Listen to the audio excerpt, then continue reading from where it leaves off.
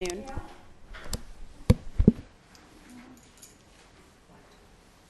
There was a dramatizing politics class. Is that the one you were thinking of? That was Professor Smoller. He was doing a play actually today. Called The Benefit. Because the FT had an interview with Geithner that had on their Sunday weekend that had a very interesting take on Obama a number of weeks ago. You are a young person. So who are you? You're a young person. So tell us your name. Sarah Gill. I have my name tag. Maybe we should all do that one at least. Is this your first coming back, or have you come back every year? Not every year, but from time to time. And do you live in the area? Yeah, in the city. Something like that. Do a lot of people from your class Want a cough drop? I have a cough drop. No, I'm just going to go get some water. Okay. Would you? Spread out. Okay. We actually miss each other a lot of times. Would anybody else like a glass of water? That would be lovely. Yes, thank you. Thank you. Interesting. Yeah, why don't we start these today? Sarah Giller, I graduated in '77. I'm Gail Eisen, Gail Roman Eisen, and I graduated in 1964. I'm Arlene Cagle Lerner, and I graduated in 1964. I graduated in 1964. I'm Marilyn Dubow Krakauer, and I graduated in 1964. I'm Linda Slade-Borsodi, and I graduated in 64. I'm Martha Mendelson, and that's when I graduated in 1964. Same year, Sandra Burton Robinson, 64. I'm Rosalie Day Hughes, and I graduated in 1969. That's what we I'm Jane Sutherland. I graduated in 1964. We'll wait for Jody after our host to get back.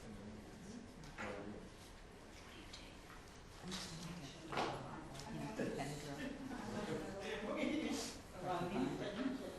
although nowadays, of course, everybody's using projecting off their computers.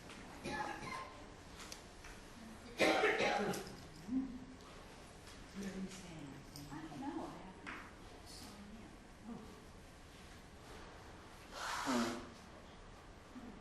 Well, we got very quiet for a few minutes. We're waiting for the man to say something. What's your name? I'm Nick Mills. Hi. And how are you connected with this august group? I teach here. Okay, a little bit more. I mean, Tell us what you teach. I teach a writing course and a lit course. What kind of writing? Nonfiction. And how long have you been teaching here? Since the 70s. Since the I'm 70s? interested in writing something that's nonfiction, and I'm now living in Richmond, Virginia. So I looked up professors from the University of Richmond, and there was just one professor who was teaching nonfiction and expository writing, and she got terrible reviews from her class. So I went to look what they said, and they said, she expects us to write papers. Really? Expects us to do reading before we write our paper.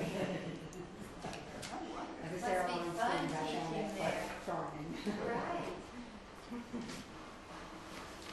Well, what I did in terms of looking up the class of '64 was I asked the archivist to tell me sort of who the guests that had come that year.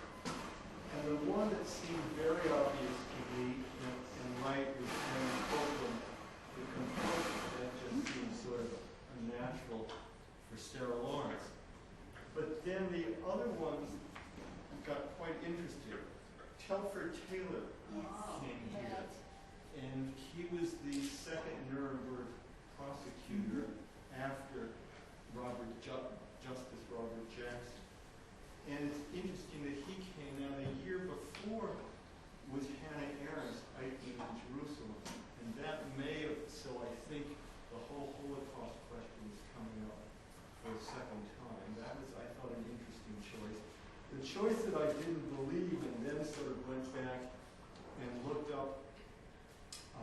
the internet to see she'd also come to Westchester was Leo Tolstoy's daughter.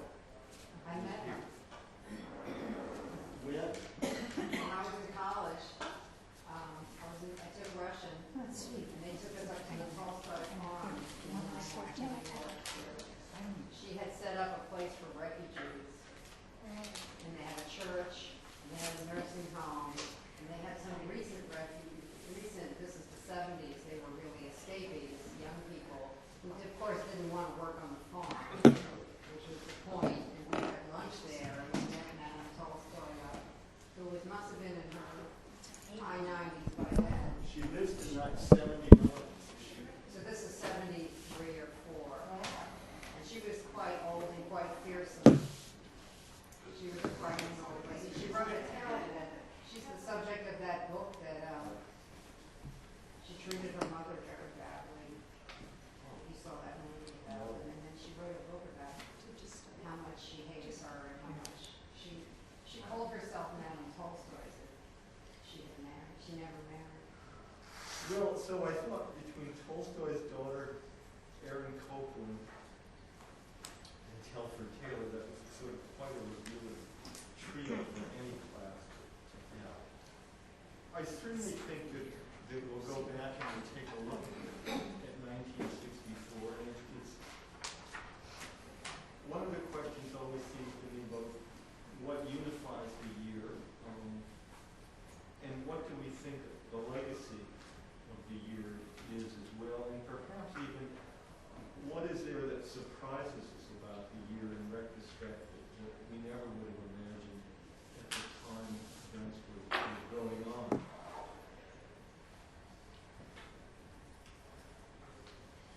When I think of the year, one of the things is 1964 is the year the baby boomers generation starts to turn 18.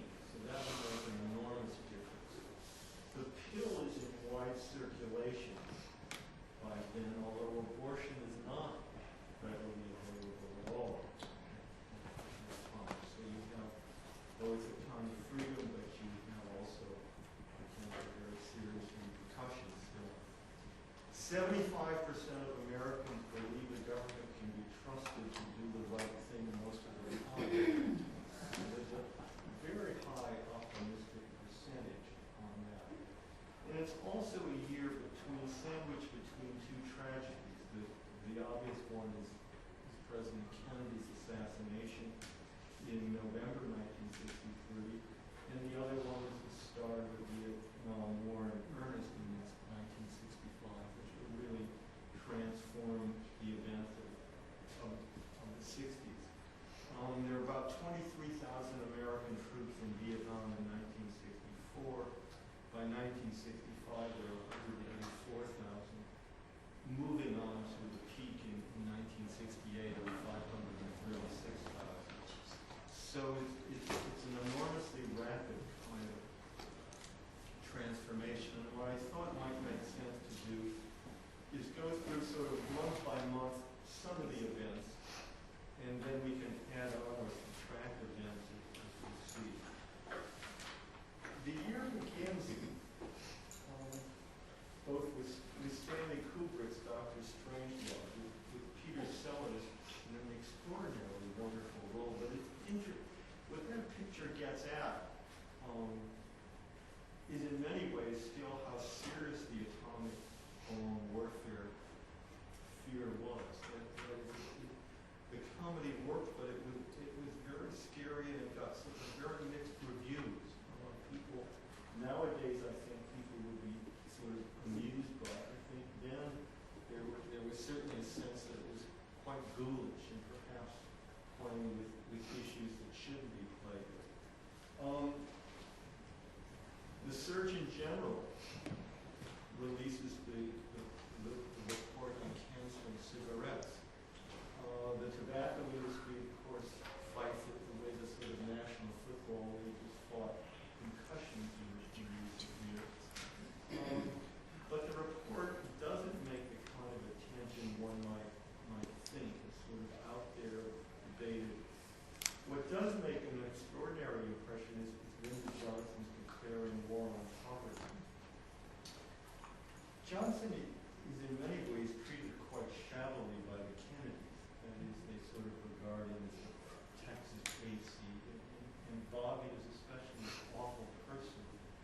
But Johnson, interestingly, doesn't respond initially. That is, he responds by trying to carry on the Kennedy legacy as best he can, and in many ways that means out-Kennedying Kennedy. What's interesting about the war on poverty is that Johnson is not talking about increasing the welfare state. He's much more talking about full employment and gearing up the economy. It's much closer to Roosevelt than it is to Kennedy. And it's also linked to what will become the other issue for Johnson administration, civil rights. That is, Johnson really speaks repeatedly about the racial inequities in America and how those are crucial to changing the economy. So it's an interesting debut at that point. Come February, the Beatles arrive.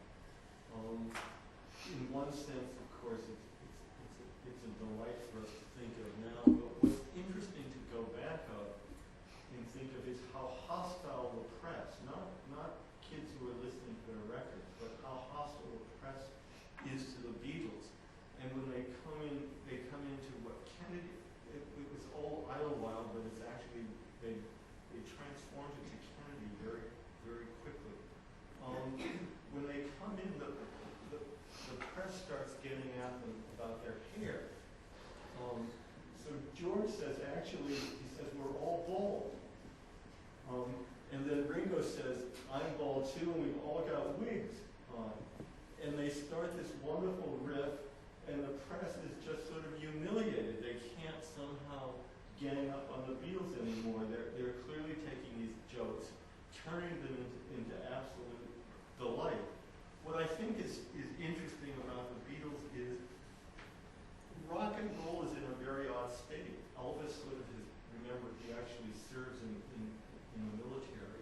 So he's been away. Jerry Lee Lewis has gotten in trouble for, he will ultimately marry his 14-year-old cousin at that time. So it's a very odd, so the Beatles are really a very important breakthrough. And what's I think especially important about them is the Beatles compose their own music. So they're not really simply performers. They're really creative artists. And if you think of the impact on the Rolling Stones and on others, it's a really important both psychological and artistic change that they're going to make. Now on this trip, they appear on the Ed Sullivan Show, and millions of Americans get to see them at that point. And they do 4 to 5 numbers on that show, and then they're going to appear the following week, and they go to Florida. They're making appearances along the way. And in Florida, they meet Muhammad Ali. Now, the Beatles aren't fight fans. They don't know who Ali is. And Ali is clearly not a Beatles fan who barely knows who they are. But the two get connected somehow. And the picture you see of them, that is, they're in the fight ring with Ali, and he's throwing this fake punch at Ringo, whose head snaps back, and all the Beatles' head snap back at the same time, as though they were one body with a movable head. But it's sort of, that is, the two of them just sort of enjoy each other, and it would seem to me, you know, somebody could do just a wonderful play or something on the encounter between the Beatles and the Ali, but they've both captured the sensibility of the moment in some remarkably wonderful ways. Wasn't Ali still Cash's Clay? In '64, Ali will change after he beats Sonny Liston. That's right. He at that point is Cash's Clay. Beatles and Ali are both wordsmiths. Yes. Exactly. Yes. I think So I that. can see that. Although that they did it on the spur of the moment is the amazing thing, and neither being in awe of the other. That is, everyone remembers things of the heavyweight champion at that time is a man named Sonny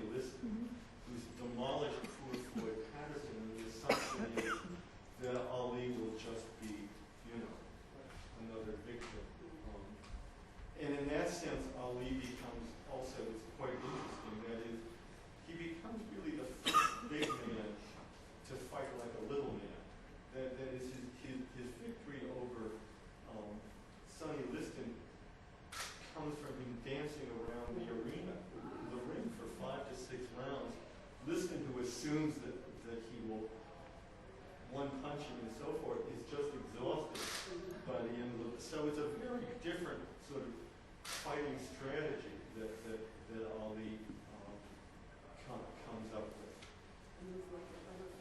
Yes. Both with the butterflies. And by the way, he's a very large man, 6'3", 6'4".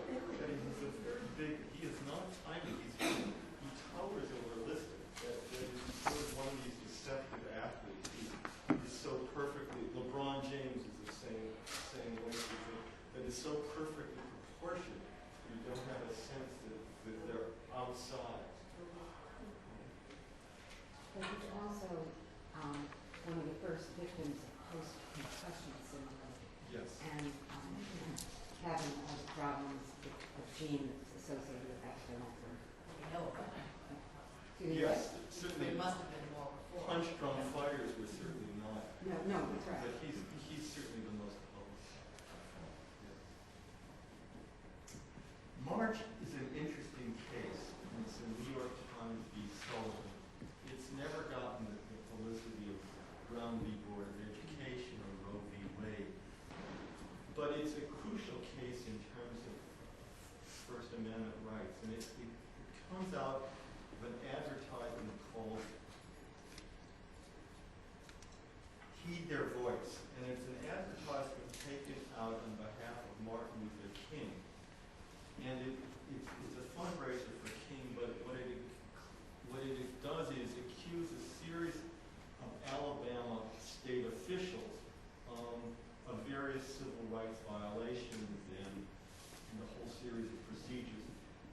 Technically, there are things in the advertisement that are incorrect. Alabama law at that time is that you're subject to liability if you issue a false statement about someone. And the Supreme Court takes this case under advisement. The Alabama Supreme Court has issued its ruling, and the ruling, if it had gone through and gone upheld, would have been devastating to virtually any paper or anyone attacking Southern officials on the grounds that you would be so subject to punitive liability action. What the Supreme Court rules, it's an 8-0 decision. One judge recuses himself. They argue that that's where you get the notion of requiring deliberate malice or neglect in the case. That is, in other words, you can only sue, the court argues, a public official if there's been sort of actual malice or deliberate neglect. But it reverses the whole notion of liability in that the liability falls no longer on the newspaper issuing it, but rather it falls on the public official carrying the suit. And it's an almost impossible burden to bear for any litigant. So in essence, you can say just about anything you want about a public official, not a person in private life. But as long as there's a fairly kind of reasonableness to it, the law will protect you. Public officials really don't have a lot of recourse on that. And the justices, when you read their opinion, they go all the way back to Jefferson and the Alien and Sedition Acts. It's one of those great Supreme Court cases in terms of both the humanity and the erudition of it. It's not decided on some kind of narrow technical ground, but it's a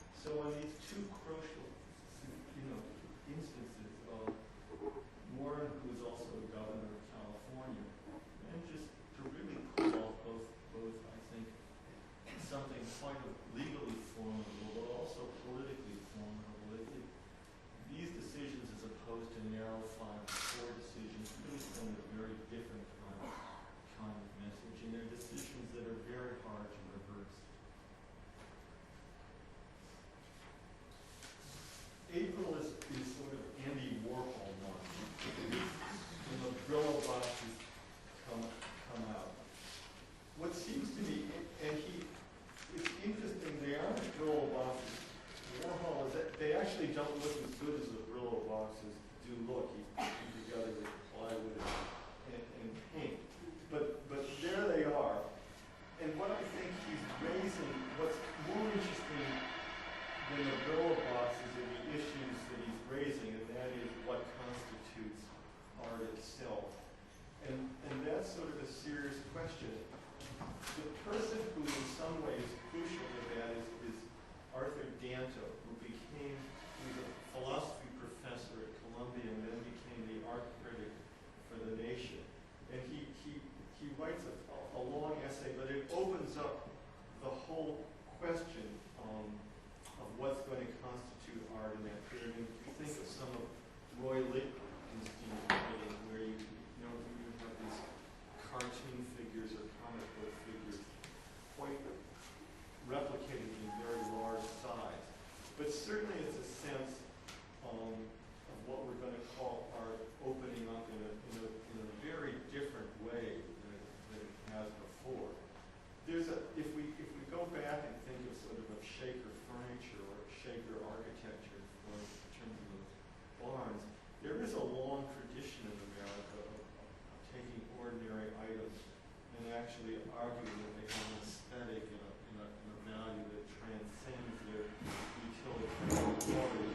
I don't think Andy Warhol was thinking in those kind of 19th century terms, but he certainly looked upon something that was quite good, and it's certainly an interesting moment. It's the same moment the World's Fair is going on in April at this time, and Ford decides that it's going to release a Mustang at the World's Fair itself. They have to have that. And what I think is interesting, if you've got the pictures of the Mustang, it's not really terribly different from very many other sports cars at the time. Although later James Bond will drive one and Steve McQueen will drive one in Bullet as well. So somehow all the sexy My mother had her favorite car ever. Did you have it in red? No. Oh. I have Oh. True confession time. a convertible. Oh, you had the convertible. I've shown the convertible on that one. I've got I did. Yeah, if you're going to get one, you need it. here's the other one that appears on the cover of Newsweek. This is a little more sedate. And I think what is interesting to me about this one is that it's a four-seater. So the notion isn't so that you're going to be James Bond going off with, but that the whole family can enjoy the sports car. And it seems to me that's sort of a much hipper view of families. And that's, it seems to me, that is, I don't think it's an engineering feat, but Lee Iacocca, who would go on to, remember, it really redo Ellis Island and finally be president of General Motors, is the advertising genius behind it. And I think it's much like Warhol's Brillo boxes. I think the Mustang is really a concept, really more. It's the idea of the Mustang is more important than the Mustang itself. And that's what he sells. It's sales just. Your mother got one in what year? Do you remember? I don't remember. I remember it was her substitute for a sports car. She wanted a convertible. My father thought that was too stupid in Florida. That we got, sun exposure. And she actually it was a quite reliable car, and she always liked it. I got one in '64 and moved to Canada, and you would have thought we were celebrities. I mean, it was just, I had one when I was here, and I kept getting the battery stolen out of the parking lot all the time. You admit to having had a car when you were here? We had to have like a medical excuse or something. You'll be getting your fine in the mail any day now. Excuse me, what? You have to get special permission. They didn't have curfews then, I don't think. We still had curfews. 2 o'clock. Yeah, we had a curfew. We didn't have We didn't. came out, you can't do it. Yeah. It truly is true confession. May, an interesting moment happens, I think. Jackie Kennedy returns to Arlington for her husband's 47th birthday. She does not wear a veil as she did. And she cries openly. So she really lets herself be seen for the first time. John comes with her, holds a tie clasp, the famous sort of PT 109 tie clasp, leaves it on his father's grave.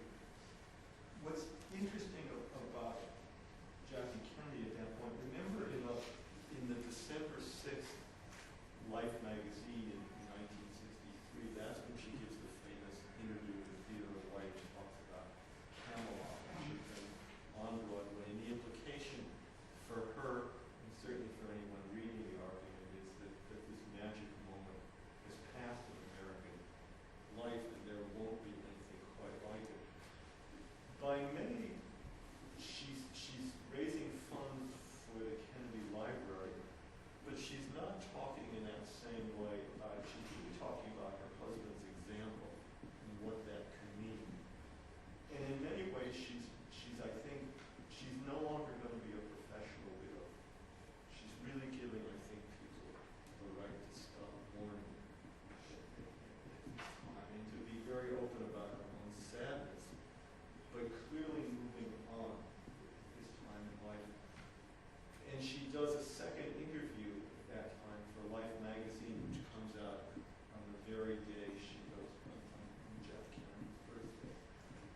And in that, she's quite candid, and she's also on the cover. She's looking quite glamorous. That is, she's not looking like a widow at this point anymore. And what I certainly sort of always grew up with the notion she was kind of a lightweight. But what's striking to me is the only example she has of a significant presidential widow is that of Eleanor Roosevelt. Eleanor Roosevelt is 64 when Franklin Roosevelt dies, and she's been in the White House with him for 12 years. Jackie's just 35 at this time. It's been a very short range.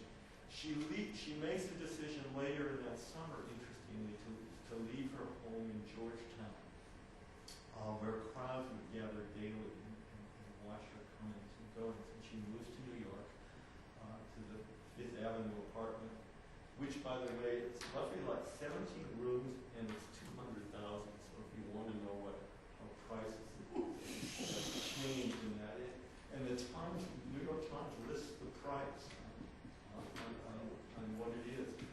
What's interesting, I think, when she comes to New York, we really owe Grand Central Station in many ways to her and St. Bart's. Philip Johnson, the architect, defers to Jackie, and she takes the lead on that. It's really quite, one keeps thinking if she'd been around for the desecrated Penn Station, we would still have Penn Station as well. But it's I think her deciding to take a public role, and it's not a popular position at all. That is, it's not a given. The notion is, they'll build something better on Grand Central Station. It's usually got another skyscraper plan.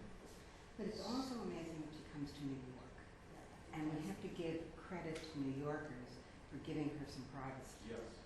And I met someone who was jogging in the reservoir area, Central Park, and he saw this woman being followed by two burly men. So he jogs up to her and he says, "There are two guys following you, but I'll stay with you so you don't have to worry." And Jackie Kennedy smiles at him and says, "It's okay, they're with me." But in New York, she could jog in Central Park without being concerned that she'd be mobbed. No, she had a real life here. Was she working by that time? No, she would go to work later. Later. Later. But she is certainly, I also keep thinking, she's the only one who really raised two healthy children in that Kennedy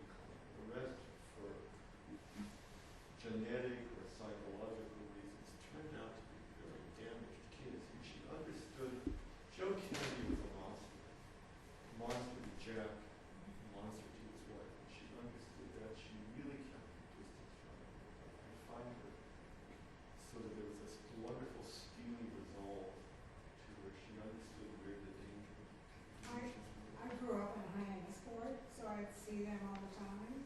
And there was a tour boat that would go past a friend of mine's house who had this big kind of southern looking mansion right near the Kennedys. And the tour boat would say, "That's the Kennedys' mansion over there." Jill Kennedy would get so mad, would come out on the lawn and right in front of the boat, pee in the bushes. But she also had That's normal behavior. but she also had a damaging father, and so Absolutely. I think that she, Well, that she overcame it is Right. amazing. Just it really is quite funny. She made a life for herself. Doesn't She let made us a marriage. Yes. I could not pay. Did you read about the letters that she published last week? That she had a long correspondence with a Roman Catholic priest in Rome, and she wrote to him. She confided in him so much about her marriage with J.K. Before they were married, she wrote to the priest and said, "You know, he has such a wandering eye and so much like my father. I believe that in his heart he loves me, but if I marry him, I'm sentencing myself to the same life my mother had." And that was before she ever married. Well, the full correspondence will be published to see if she is. Yeah. Is it in the Kennedy Library? No, no. Excuse me? Will it be in the Kennedy Library? I don't know. They What happened was the he letters were died. on the auction block He last died week. in the church or whatever, wherever he lived, wanted to sell them in that Caroline Kennedy tried to stop it. They really should have given them to her. Yeah. But there's a new book coming He out. should have given them to her. Her exciting life during and after his death. She apparently had a lot of boyfriends that no one knew about. But I think it's coming out next week, or it just came out. Maybe somebody knows. I don't know. what's amazing is his fascination with her still now. Oh, yeah. Right. But I don't know, but I was going to say, I don't know that my children or grandchildren are as fascinated. I just think it's a label belonging for royalty. Yeah, I was going to say, I mean, if I may, I'm 48, and my generation was obsessed with JFK Jr. And to some extent Teddy Kennedy Jr. I mean, those guys in some ways were even better publicized as playboys than their fathers were, and were a lot more out there. So, and even my children, who are 15, are somewhat obsessed with Connor Kennedy, who was the Kennedy who dated Taylor Swift. So, I mean, they sort of keep insinuating themselves into popularity. So. And I always tell people that the two iconic women of my time were Jackie Kennedy and Princess Di. They were both thin and gorgeous, and they both had husbands who cheated on them, so obviously being thin and gorgeous is not the answer. And they both ultimately liked crass men. June is the Mississippi Freedom Song, perhaps the most serious civil rights undertaking in modern life, and the idea is to take on the state that has been the fiercest defender of segregation and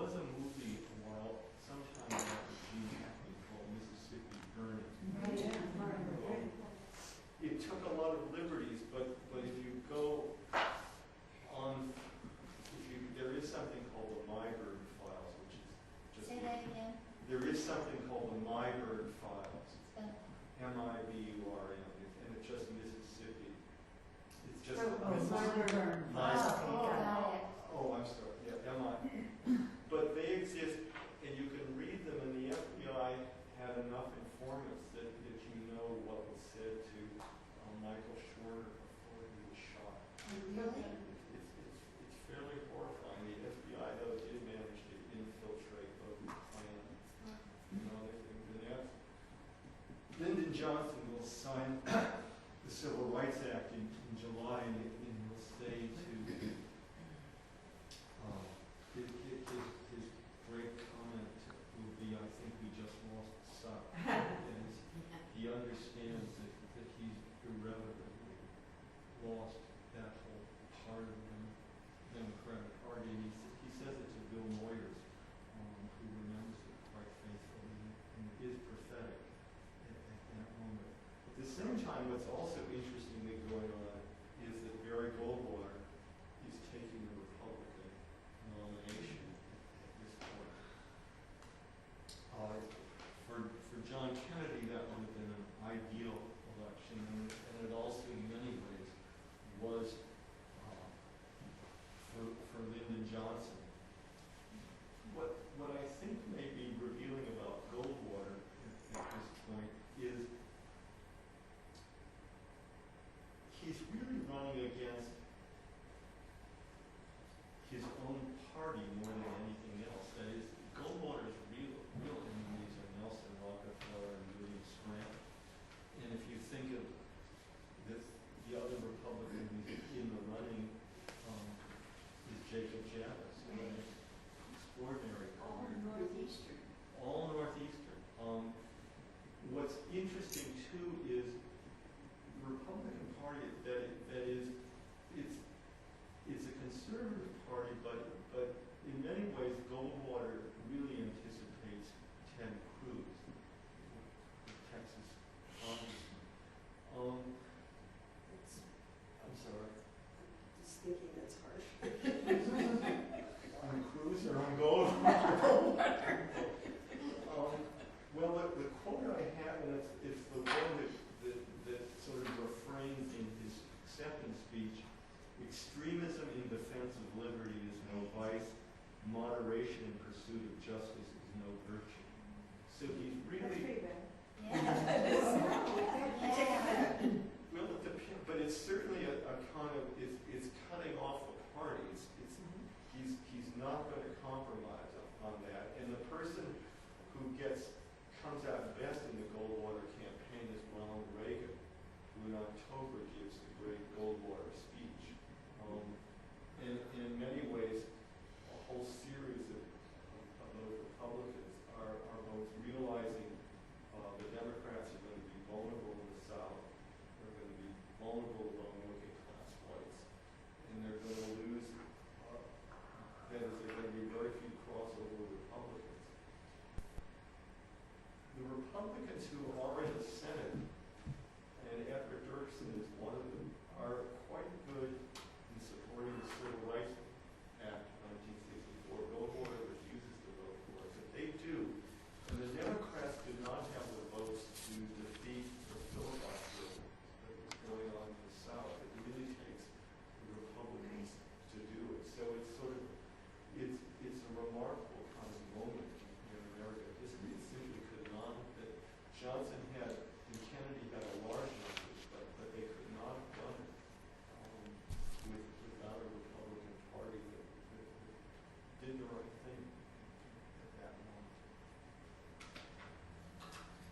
A month later, the bodies of Shorter, Cheney, and Goodman are discovered.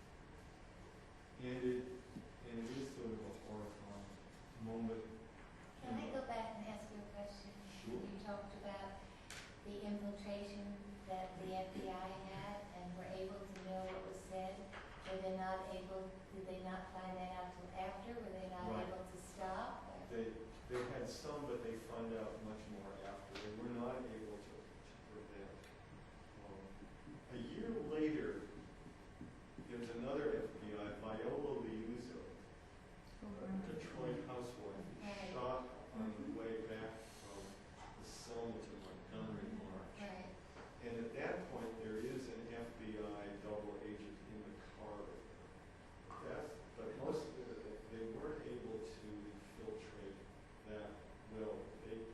They did get it, and there were enough enough rewards going on. Dick Gregory, very prominent comedian with a real edge and moral quality,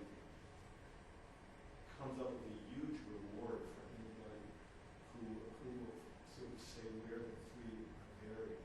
So by that time, there's enough money floating around the FBI, with Lyndon Johnson really pressuring Hoover, has a lot of incentives to go after them. So finally they do, and once they do eventually send about 7 to prison for fairly, including the deputy sheriff, for a fairly significant amount of time. Did the money turn the trick? The money, I think, was really crucial. Uh-huh. That is, there were finally enough people willing to sort of turn them in. So I think it was sort of a combination. But in the old days, not much happened.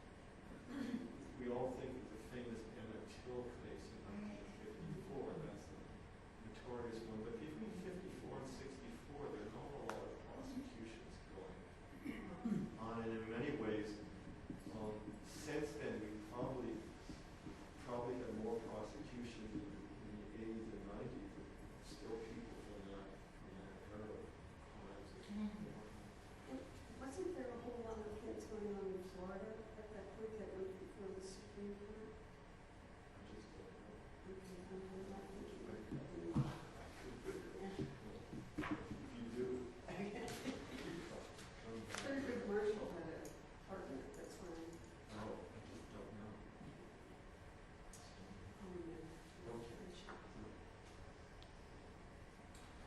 In September, Johnson, who's really cruising pretty well, strikes back with something called the Daisy ad. And the Daisy ad has a little girl counting backwards. And after she gets to 0, the bomb goes off. It runs once, and they pull it because there's so much kickback. But it does its work. And there was a slogan that the Republicans under Goldwater had, in your heart you know he's right. And the underground slogan back was, in your heart you know he's crazy. And if you read the conscience of the conservative, Goldwater talks all the time about confronting Russia with atomic. That is, the Daisy ad was not sort of, it doesn't come from nowhere. There's a real soundness to it. But it's devastating. There's no recovery.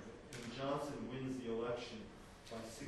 It's really, the kind of margin that Roosevelt had in 1936. That fall, we have, by 68, when you have the Columbia riots and the Harvard riots, sort of campus politics has become routinized. But in Berkeley, you have the Berkeley Free Speech movement, and it's led by Mario Savio, who's sort of one of those 60s names. He probably plays on Jeopardy or something. Nobody knows him now, but he had been in Mississippi during this period. So he comes back to Berkeley, which has instituted these fairly strict rules on politicking. And of course, he's been subject to Southern sheriffs, so a dean is not a very scary creature anymore. The threat of being bounced out of school as opposed to being shot is not very scary either. So suddenly you have a whole generation of young men and women who can't be scared the way they used to be scared. When is Kent State? Kent State is Later.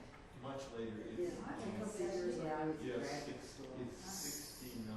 Yeah. It's later. That's going on. This thing drag on and on and on. Yeah, no, remember we have a volunteer, we don't go to a volunteer army until 73, so it's from 64 to 73, the war in various forms is disengaged. So this is sort of the first movement, I think, of colleges, and it's interesting, at one point the police arrest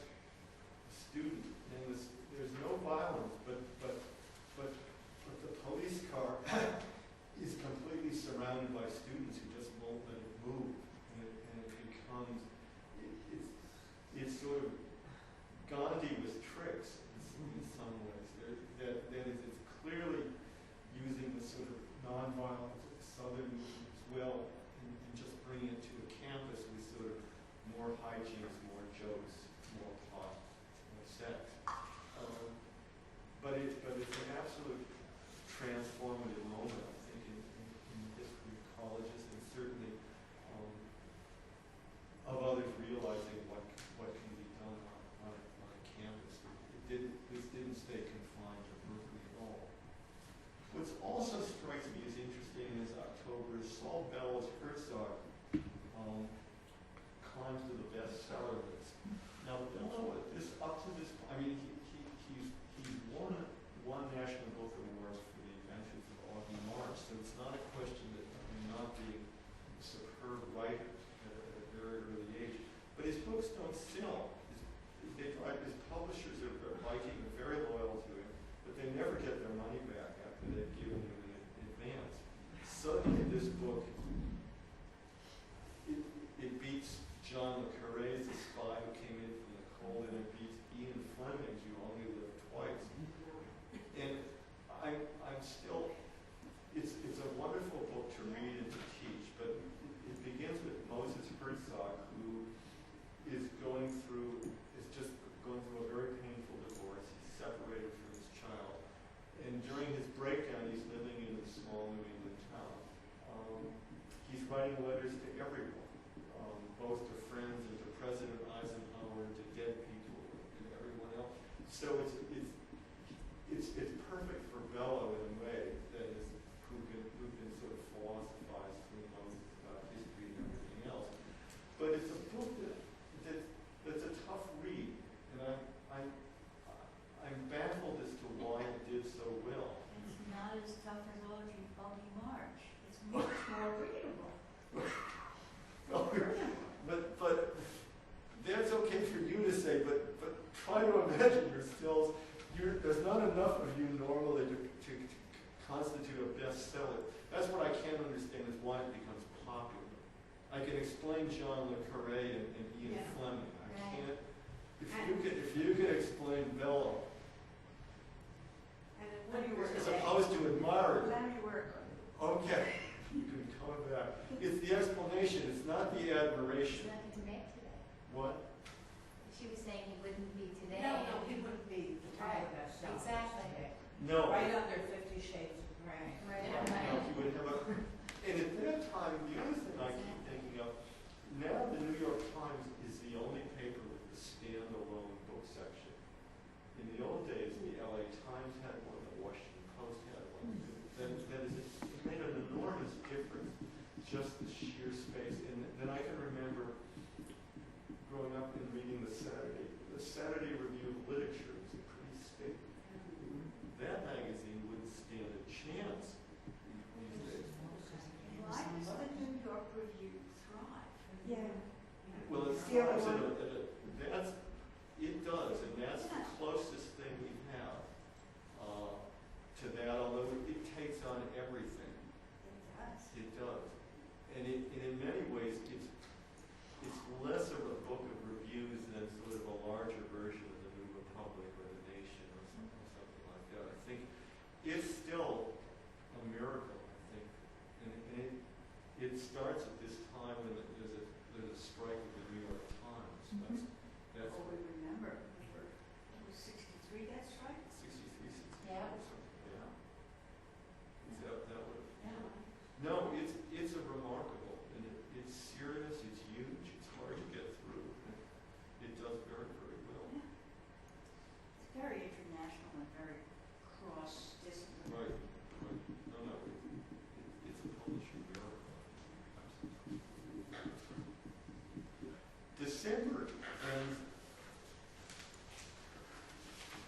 for Johnson, of course, is quite a marvelous month. And when he says, he really means it when he says these are the most hopeful times in all the years since Christ was born in Bethlehem. That seems enormously over the top.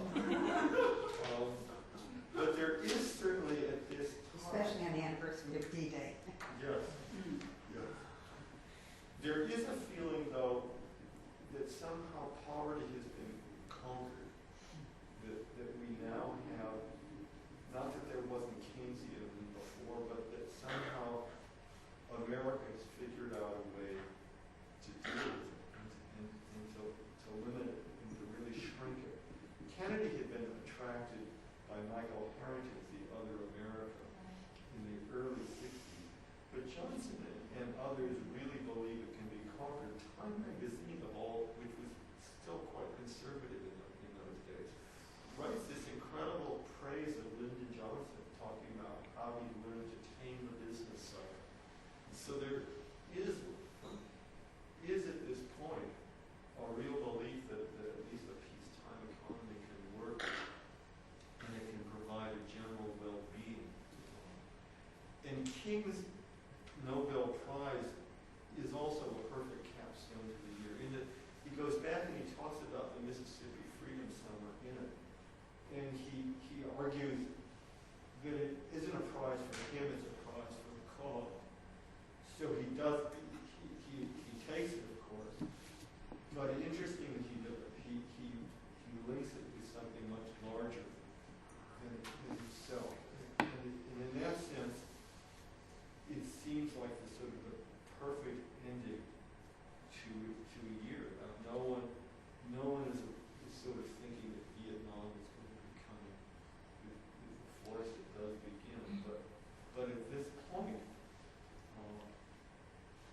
the world seems remarkably good if you're an American. But I also think that, certainly for us, this is our year, while horrible things happened in the South, and Vietnam War was going on, and friends of ours were drafted, but we had a sense that we could make a difference. That's what the riots on the campus were. And I think that's the main difference with today. I mean, I think people just feel powerless, and particularly after some of the Supreme Court decisions, like what difference can we make? And Occupy would be the only. yeah, but Occupy didn't go very far and translate into a lot of campuses, and What about move on? even that, you don't see groundswell of movements. I mean, all of us were affected by people going down the South, and it wasn't happening quickly, but people were really trying, and you felt you could make a difference. And now we have the repeal of the voting rights, right? Yeah. Which is really Yeah, but Scary. I just think Yeah. it was a much more hopeful time. I was saying, I think the founding of the Peace Corps was the year before. What was the first? It's Kennedy. Kennedy. It was Kennedy, but I think that also gave Yeah. our generation the feeling that we had to make a difference, that we were supposed to at least, and that that's who we were. But But then the assassination started. I mean, it just, and that kept sort of undermining any sense of. Yeah, those were severe losses. Kennedy and King, and then Melvin, assassination also. And then Bobby Kennedy. And then without a draft, most of America could care less about how many's going abroad and being killed. They're not our friends. Can I tell a quick story that contradicts your point about Time Magazine having Sure. at least supported Johnson On that issue. on that issue? Well, even before Gail came to timing, I think, or maybe you were alive, in any case, I was I in never book went to division one. in '65.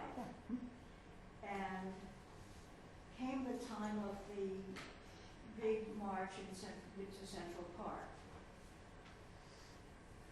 And 5 of us in the book division went to the march. And then it was what it was, including it had what to me was a kind of blunder of marrying anti-war sentiment and civil rights sentiment, because it seemed to me neither could afford to be diluted with the other. But in any case, that's off my soapbox. And there was a report in Time Magazine on this phenomenally big march, and there was a number given of, I think,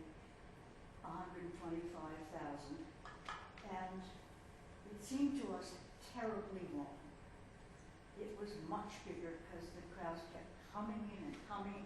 Anyway, the five of us wrote a letter to the editor-in-chief, Henry Grunwald, and stating our position, and that as having been there, it seemed to us that the reporting was deficient. And we sent our letter and went on about our jobs. And pretty soon, and so for some reason, the response came to me in my old-fashioned mail, and it said that our letter was going to be published, and we were terribly excited. And then the next issue came out with its letters section, and our letter was not in it. And having been the lucky one to receive the letter, I was appointed to call Grunwald's office.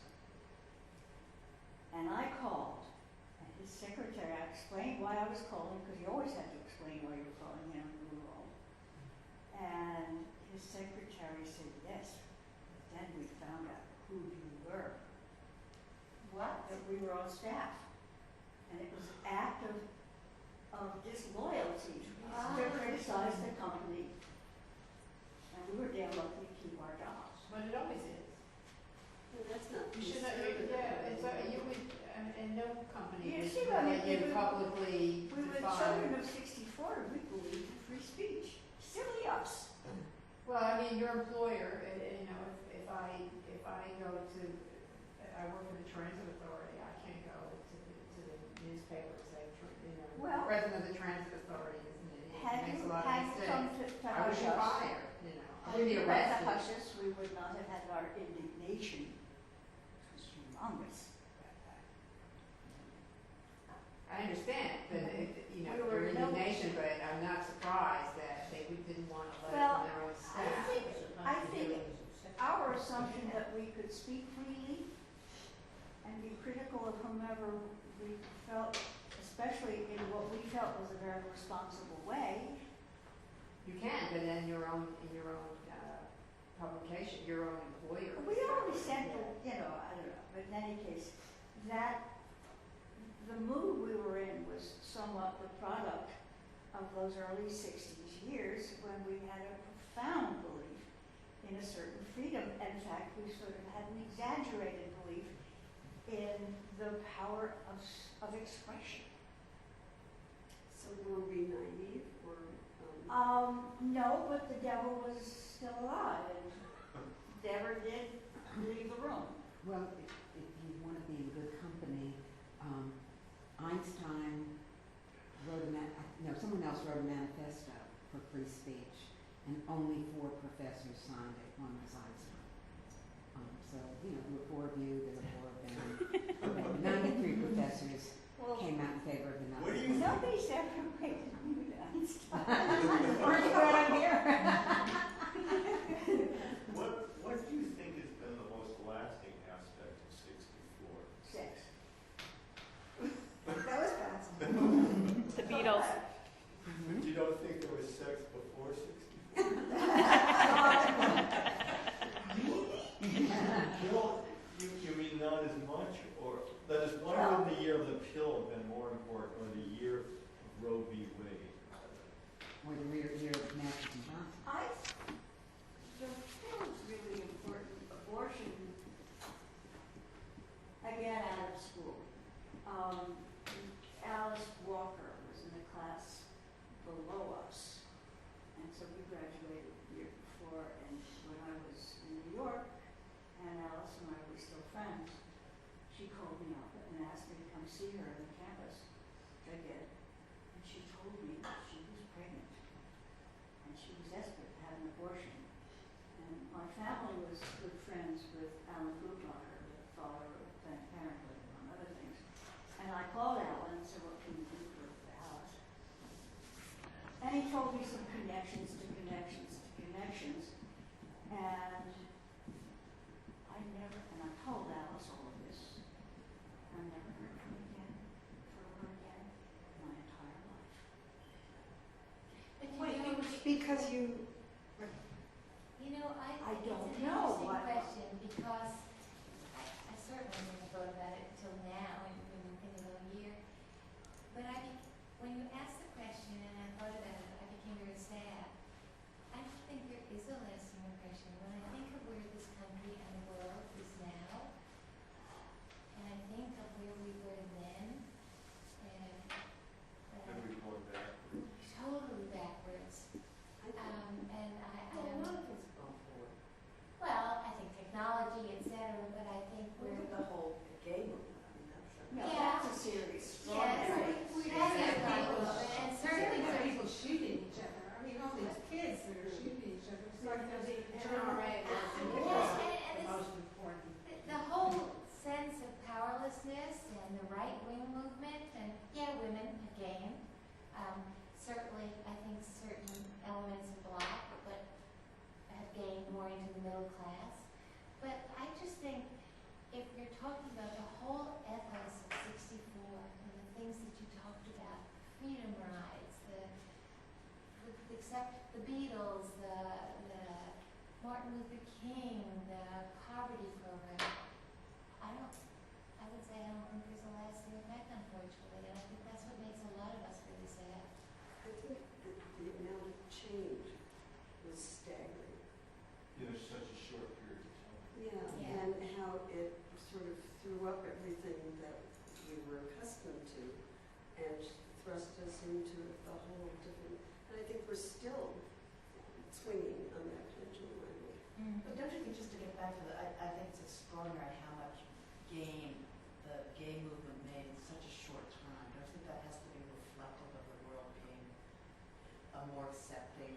Not But the not- world, no. not the No, I think- world. And not because of think 1964.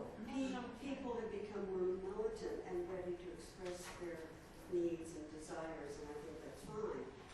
But I don't think it has anything to do with acceptance. I think Still have to fight the good I fight. think it does too. I think it's. Well, Younger And in people, even uneducated, they're used to it. They've seen it more. It's not we think, when we were in college, everyone was But closeted. I think tell you technology has a very done interesting that. story, and this goes back 8 years. My company then did a lot of end reports. It's a graphic design company then, and we worked with Kimberly Clark. And they had a new director of research. And she insisted, and I thought she was going way overboard, that every family picture we had would be multi-racial or mixed in some way. And I thought she was nuts. And I started looking every day of my life. This was 8 years ago. And my kids and grandkids spread around the country. And yes, that has really changed. This Really country and many families, and not just in New York, the coasts, are really mixed of all kinds. And I can honestly say my grandkids could care less if they're two mothers, two fathers, black, white, all that has tremendously changed. But yet, there was just a whole furor a couple of months ago when Cheerios, I think it was Cheerios, came out with its Yes. ad about different kinds of families. So I think you're right. I mean, I definitely think you're right in a certain sense. The occurrence of it is much greater, and I think there are certain people, educated people anywhere that are accepting, but I think there's still that kind of populace that doesn't embrace it, and so therefore bringing it to people's attention is I don't still... know if it's that or a vocal minority. We have a huge vocal minorities who made a huge impact lately. in And this Cheerios country. didn't pull that ad. No, they, I mean, They did not but pull Which is that quite out. remarkable. And I really do think that in general, that is not the case in this country, that we really have become a multicultural country, which I heard a quote when I was in Europe sometime about the right wing over there, old men fighting for a life that will never exist again, which is really the case of the right wing sort of movement. Whereas multicultural as personal finance is allowed. And which is to say neighborhoods are still segregated because in general non-white families can't afford what such neighborhoods cost to live in. That's true, but I also think, and I heard someone not in New York say, they really felt that a lot of it was now economic economic segregation. Now, there are more minorities That's that, what but if you have a black family that is a middle-class family, when I go to Atlanta, where my daughter lives, and I go to a really good restaurant, Right. I see more black families Yes. in that restaurant eating the Yes. same kind of thing that I'll ever see in New York. Absolutely. I was Boulevard. Chandler, because when I was we there were the in other night. Baltimore, which is a The real whole southern amazing. city. And What about Kansas City? integration It's is not big because there is very little black middle class. I'm going to say something that's That's going to be strange. You're right. I think that one of the great forces in integration in the United States is the military. Oh, I think you're right. I think you're wrong. Okay. I think that people of lower class have gone into the military and lived and worked with multiracial situations that never existed before. And I agree with you that the restaurants in Atlanta, because I'm in Richmond now, and that there's much more integration on a family. Now that, I mean, Richmond has an area that's all black and nobody white goes in there after dark. I'm not saying that these areas don't exist, but I'm saying I think that the military had a lot to do with breaking down barriers, even though that sounds antithetical. No, it doesn't sound antithetical. In general, uniforms, I mean, this is just sort of a little PS. Good point. I mean, when my daughter went to school where they were uniforms and, you know, oh, for God's sake, uniforms. Turned out they were wonderful. Not only because we didn't have to think every morning about what am I going to wear, but also there was no differentiation of home conditions expressed in clothing. It was a leveler in the manner of the military. Back to 1964, I mean, I think that year was on the cusp of what we view as the real 60s. Because many of the 50s mores persisted in my first years of college. And it was all beginning to change, but it hadn't completely. And you had, I believe, Betty Friedan's book came out. 63. And Sylvia Plath was 63 as well. But you also had Helen Gurley Brown, Cosmo, Sexiness. Yeah, but Bella Abstock is not having feminism, real feminism was yet to come, but Betty Friedan certainly ushered it in. So it was a very transitional time, that's what I look at, where you had some very old-fashioned kind of things going on and some really trailblazing stuff. Did Ken Kesey come up for any, that is, I did, heard it. 64 is the year of the electric Kool-Aid Youngsters, remember they? Tom Wolf. It was later. No, Wolf's book is later, but Oh, 64 is after. right. They decide that they're going to go to the World's Fair. Yes. Then they do get there eventually. But, and Timothy Leary at the same One time. of our classmates was Timothy Leary's girlfriend. She was. A member of Can I just say, she's so many talks about that, so maybe. Okay. Okay. I know who it is.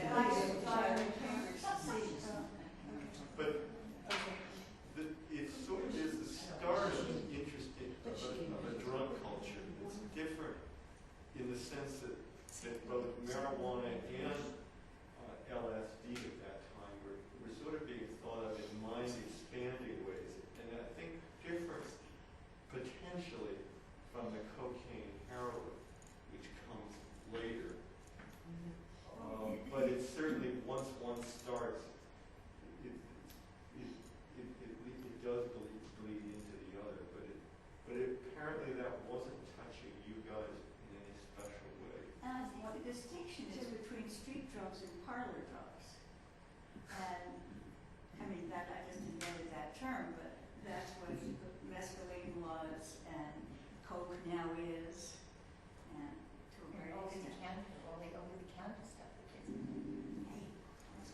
we had, it wasn't a classmate, somebody 1 or 2 years above us, was growing marijuana in her room. And she wrote a fantastic short story about it called The Green Growing Things. And the thing was, the only thing thriving in that room was the marijuana.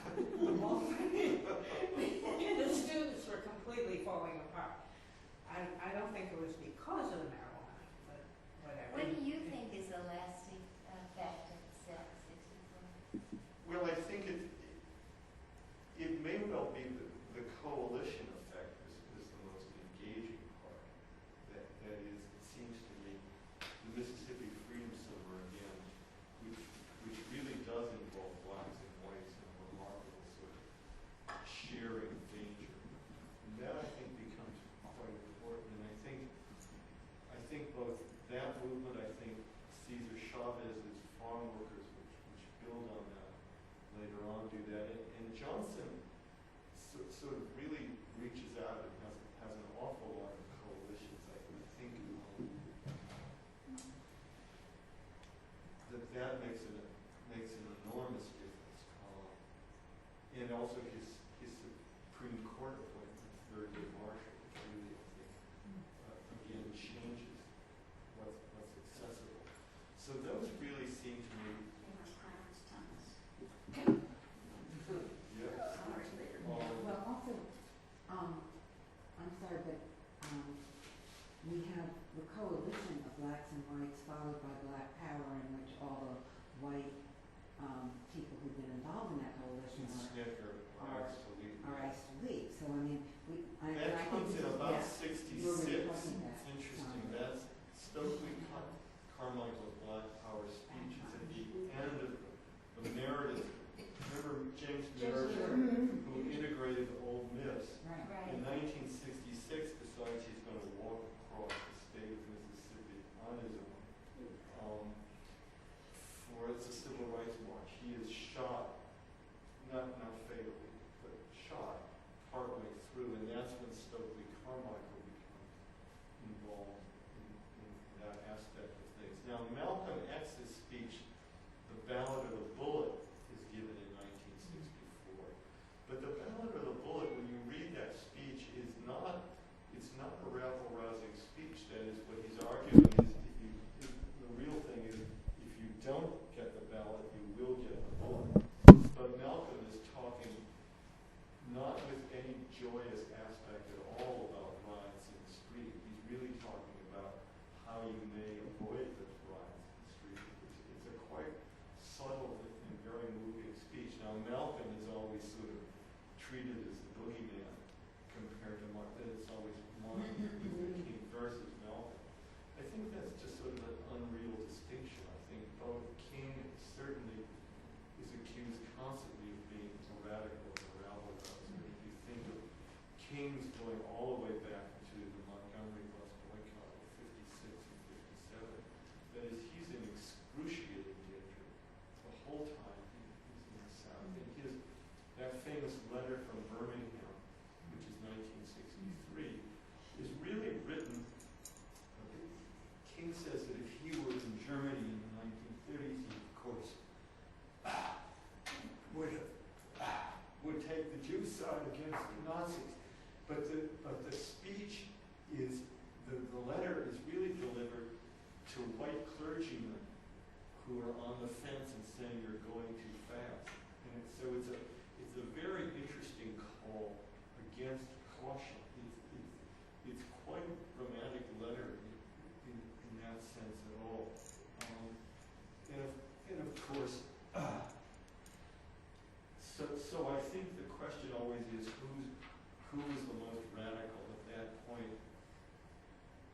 I think there's style points Malcolm wins absolutely, but I'm not sure on substantive points there are those great differences. That is, it's such an extraordinary uphill battle. They're all fighting at that time. But it's a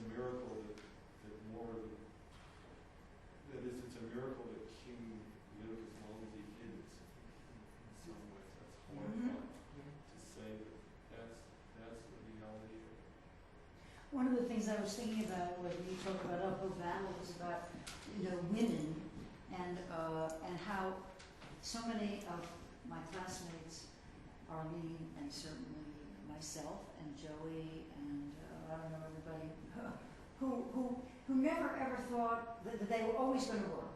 That you were not going out just to get married, but to have a career. And I remember when both Arlene and I were at Albert Einstein, and there were 100 sort of nerdy guys from Brooklyn, and about 5 women, some of whom have become very famous doctors. We left after a while. We were not amongst them. Yes, I would like to say that. But when you talk about the uphill battle, Joey, it was because of Johanna that I actually went to Time Life Books and then to the magazine. And what I remember was that there was this revolution. We researchers should be making the same as the boys. I started to write this up. Remember how that was? Absolutely. And it was that we all sat around, and it was just appalling. And you know what? Still the same thing. But they changed it. Another quick story brought to you by what Gail is telling. I was interviewed for a researcher position at Time Inc. because researchers were women and writers were boys. Right. And researchers entered a researcher trainee program. This is for sort of 22-year-olds. And our first salary as a researcher trainee for a program that would go on for 18 months was $60. The boys entering a 12-month program to become writers was $65. And when I was being interviewed and offered a job, to which offer I succumbed, the chief researcher, the mother superior who hired me, had the nerve to say, and I had the cowardice to not even hear it, your father will have to help you. Excuse me? And of course he did. Street, Lexington Avenue. But from a woman. From a woman. But from a non-monkey. But yeah, of course, the women were fierce opponents of the women's movement. The women's movement was spearheaded by the women on Time Magazine and Fortune. And those were the muscle women. They were great. And we just kind of, in the book division, we just kind of were schleppalogs. Do I remember this correctly, that you came to me and asked me about this, and I, having taken statistics, did a chi-square to demonstrate statistically that women were not being treated equally with men. And you went back, and there was this big uproar at Time Magazine, and that what it ended up with was that you got the title researcher writer. No, researcher reporter. Researcher reporter, right, okay. And the end, I mean, it didn't change anything. But after the court finding of probable cause, I was put on writer's trial immediately. And I did extremely well. And I was a writer and soon an editor and soon a deputy series editor. But still not making the money. $60, right? Same in Oh, academics. well, it was I knew I was getting interesting. less and I didn't find it. I actually knew how much I was getting and how much my comparable male peers were getting. I said Well, do you nothing. think Jill Abramson really got less money? No, No. no. Okay. How much was she going to afford that tattoo? I did it first.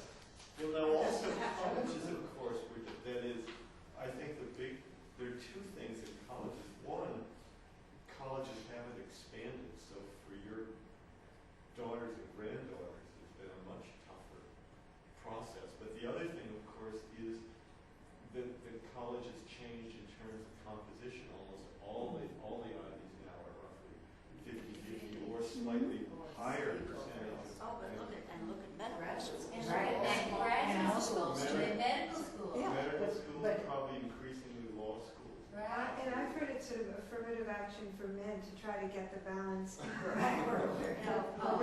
my heart. But the women going into medical school have resulted in lower fees for doctors. Yes. Yes, yes. The Didn't more women join? Enter the profession, that's what they say. Right. Yep, That's why I voted Because for they join myself. groups me to too. survive. Excuse me? Because they join groups to survive? No, they would, I mean, first of all, it's assumed that they will have a Second husband income. who will help support them or will be part of the income stream. And because after all, they're women. I mean, you don't pay women the same as you pay men. And besides, if a woman can do it, it must not be that difficult. I mean, there are lots of reasons for a psychological level. If a woman can do neurosurgery, then, what's the big hoo-ha? Which, by the way, was one of the That's how I last feel fields. about playing the cello when you're real mom nice. Well, that's one of the last fields that got integrated. Women were kept out of neurosurgery for the longest time. Well, surgery, Surgery in general, but neurosurgery even more than Right. that. right. But there is a real issue with the fact that graduate schools are, many of them 60% women. Yeah. And yet the number of women who move into the top tiers of medicine or law or Business. are minuscule. Well, I still think it's a very difficult choice for a woman in developing her career path and a family. I still I agree, think absolutely, but is it fair for women to take up all those spaces if they're not going to follow through? that's been argued a lot. Yeah, I just don't know. And but I think it's Don't have that choice? She should, but is that fair? I don't know. well, she I doesn't just think know about that. it. I don't know. I how don't it think feels. she knows at the time, but I think the reality, we haven't changed enough. Although young fathers today, as I'm sure we can agree, are infinitely more involved in the caretaking of their children and helping out, But it still just came out falls on the recently, woman in the Women are final. still being open. They just came out in the article that the amount of hours a woman puts in double besides her work in the home is infinitely higher. Even than if men. you write on the school forms, first contact the husband's name, inevitably 90% of the time the first call is made to the mother. So even if the mother doesn't go, the mother has lost that time with the conversation and the phone call, and the stay-at-home dad will eventually go, or the career, the less intense career goes, but the woman has already taken that time out of her schedule. Well, also the assumption is don't bother the man in his work, but we can bother her. She'll be I able to think come. that also, I have been, since I was at Sarah Lawrence, I began reading the obituaries, and don't ask me why. Is there a parallel there? What? We don't need to. And, but also, of course, the wedding pages. And I don't know about the New York Times because I don't read it as often, living in Richmond, but in the Richmond papers, what you're seeing, and I think this is nationwide, is you are seeing women marrying men who are less educated, marrying men who are less prestigious. I mean, when we were graduating, you were supposed to be marrying up. And today, lots of women are not marrying up. They're marrying, and they're not marrying horizontally, they're marrying men who are caregivers. I don't think you see that in the town. I said I don't think you see it in the Yeah. Times, but you do see it. But I also have a nephew whose wife just finished residency in radiological oncology at Harvard, and he's a stay-at-home dad, basically. I mean, he has some work that he does, but you're seeing that kind of shift. So it may be that my niece will go on to be head of the department because she has a different marital structure than we ever conceived of. But the other thing that I wanted to say is that I worked at 60 Minutes, which is a very, in my heyday was the #1 show, actually. And there were a lot of women producers, but nobody had children. Nobody. Right. Nobody. Exactly. Because neither did I, because I was working, I don't know, from 9 in the morning until 11 at night every night. And it was a very stressful thing. But then there was at some point where women started having, it was just a big change. All of a sudden they started having kids because they say, oh, you can do it all, right? And a lot of those marriages broke up and some of them did well, but we never thought, it's very hard to do it all, trust me. And academia is an area where It's the same thing. where women say, well, I'll start my family before I go for tenure. Right. And By that they means too wait, late. yeah. And then Quite it's a too lot. late, right? Quite a lot of that. So they hire the adjuncts. Mhm. Yeah. Right. But That's it's really. But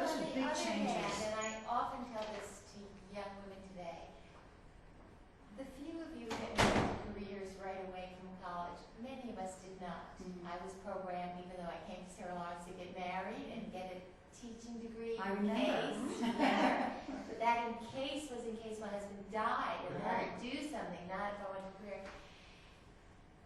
All of my friends, and I got divorced, I needed money. All of my friends from 35 on have all become lawyers or doctors. It didn't have to start in their 20s. And sometimes I tell young women today, of course if you want to climb the corporate ladder, it's difficult.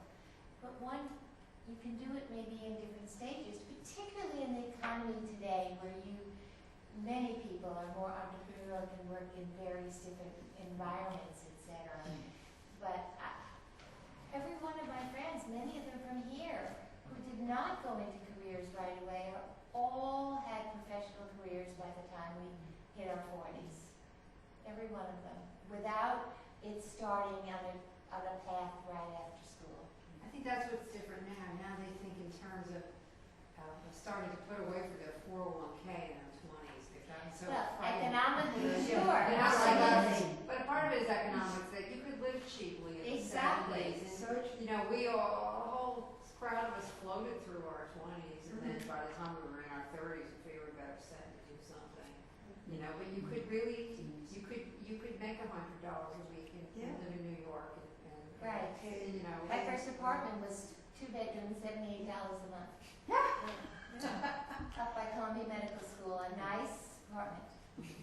When did it cost more to park a car than we used to pay to live? Right. Long time ago, especially on the west side. And I used to get annoyed at seeing all these nannies, but you know, two couples in New York today couples today are living in New York cannot afford to have one person working unless they're this uber rich.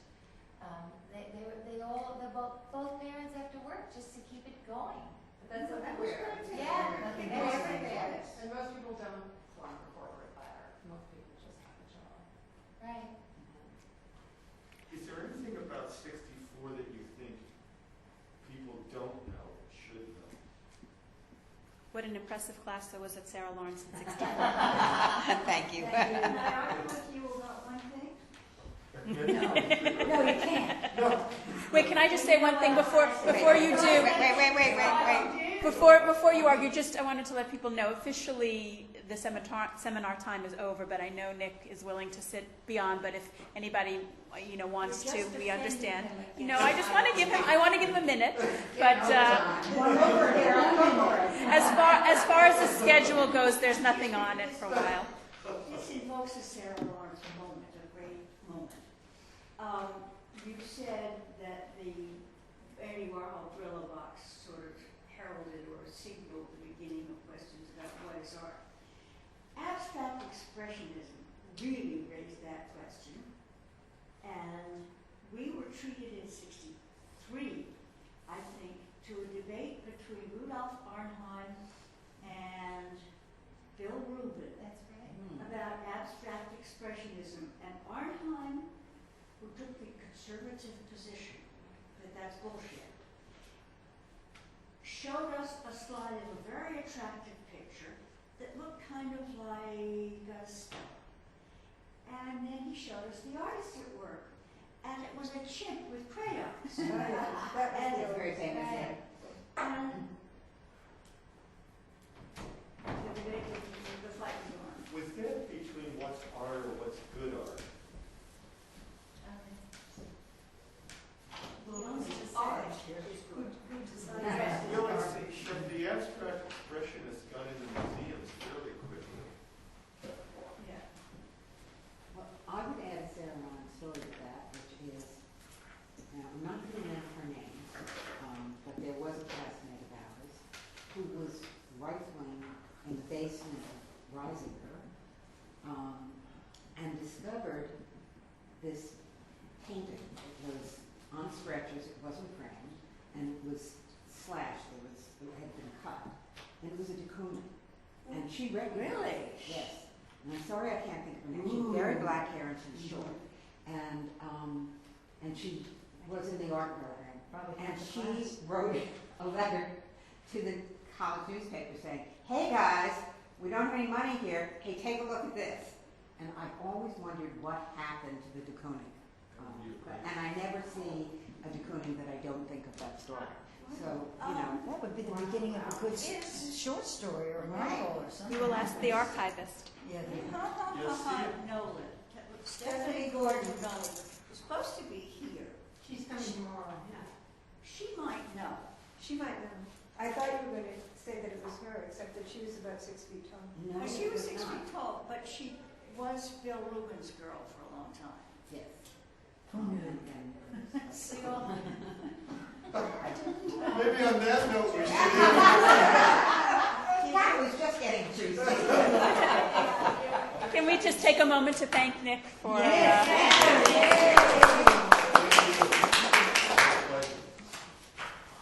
This was fun. Going around to the chest.